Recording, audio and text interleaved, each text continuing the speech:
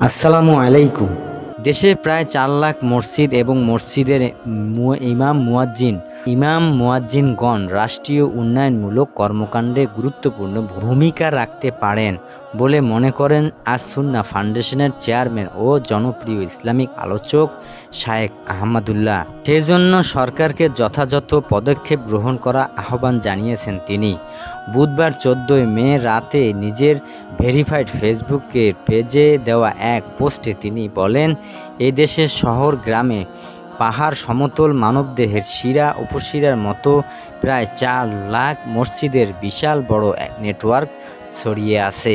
সকল রাজনৈতিক দল কিংবা সরকারি অফিসের সংখ্যাও হয়তো এত বড় নয়। ৪ লাখ মসজিদে অন্তত ৮ লাখ ইমাম মুয়াজ্জিন রয়েছে। এই বিশাল বড় নেটওয়ার্ক ও জনশক্তির সঠিক ও ইতিবাচক ব্যবহারের মাধ্যমে রাষ্ট্র বহুদিক বেনিফিট অর্জন করতে পারে। তিনি বলেন, সরকার এই জনবল ব্যবহার করে দুর্যোগ মোকাবেলা, পরিবেশ সুরক্ষা, নাগরিক সেবা, স্থায়ী সরকার ও দুর্যোগ ব্যবস্থাপনা, বিবাহ, জন্ম নিবন্ধন সহ সমাজ বাধ্যতামূলক অনেক কাজ করতে পারে। ধর্মীয় আবেগ ও অনুভূতি এই মাটির বাস্তবতা।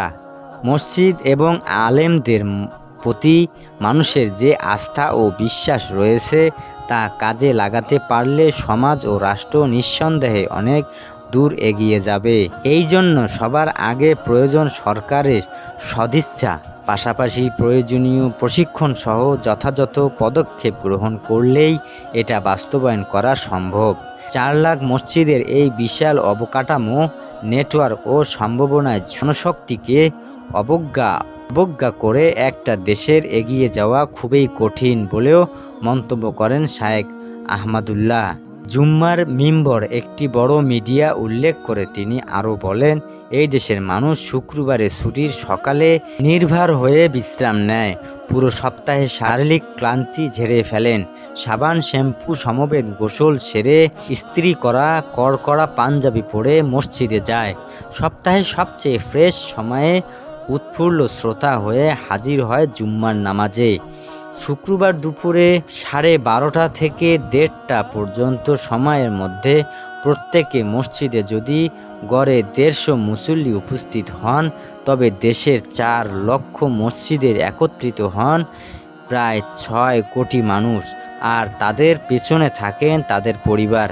জুম্মার মিম্বরের মতো এত বড় মিডিয়া ব্যবহার করে কত কি না করা সম্ভব। জাযাকাল্লাহু খায়ের।